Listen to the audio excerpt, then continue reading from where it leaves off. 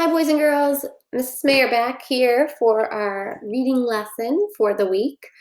Last week we talked about how good readers make an inference, and we practiced with our little stories, finding the clues or the evidence that would support our inference, and remembering to start our sentence with I infer because this week I'm going to challenge you to use your inferring skills to find some clues in a poem to solve a riddle. So we are going to start by practicing one together.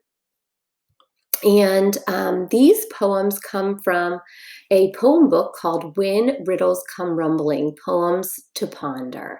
And the author starts it out by saying, when riddles come rumbling, as no doubt they do, such poems are to ponder as clue after clue weaves words into puzzles, then welcomes you in. When riddles come rumbling, it's time to begin. So we're going to start today with this poem. I'm going to read it, and I want you to think about what clues the author is giving us as to what the poem is about. I curl, I coil, I sidewalk slide. I slip, I slink, I garden glide. I speak in reptile tongue, a hiss. I try to bite, you hope I miss. So let's think about the clues that we have in this poem today. So as we look through, we have some clues by the word choices that the author used that tell us a little bit about how this thing moves. We have this word curl. We also have sidewalk slide. So I think of a slide on a sidewalk, like something that pulls itself along it. We have the word garden, which makes me think that maybe they live in the garden. And then we have this really big clue of a reptile. So we know it's some sort of a reptile. And then maybe it makes the sound hiss. And then we have a final clue that it bites. Okay, so here are all the clues that we have. It's a reptile that bites, that hisses, maybe lives in a garden, curl, and sidewalk slide. So think now, what do you infer it is? If you're like me, then you might infer that this is a snake. But remember, we can't just say snake.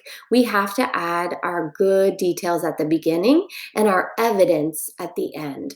So my inference statement would say, I infer it is a snake because it's a reptile that slides, hisses, and bites.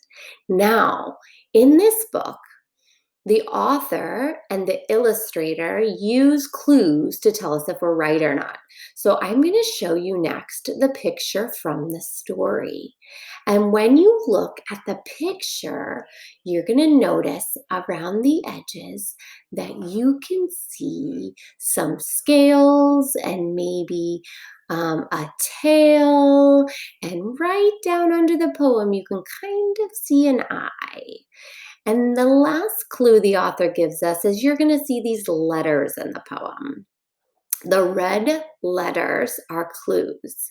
So if you see around the edge the red letters, you're going to see the letters E, N, S, A, and K.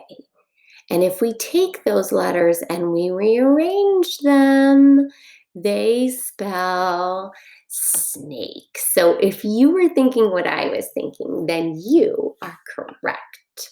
Now this week, we are going to, in reading group, when I call you and we meet together, we're going to practice another one of these poems. Also, your seesaw activity this week is to practice a poem like this. You're going to get the version without the picture to make your inference in seesaw. I want you to use that inferring statement. I infer, and add a piece of evidence with the because so we know why you think that. All right? At the end of the week, I will post the poem picture so you can see if your guess is correct. Let's see what good detectives you are with these inferring skills. Good luck!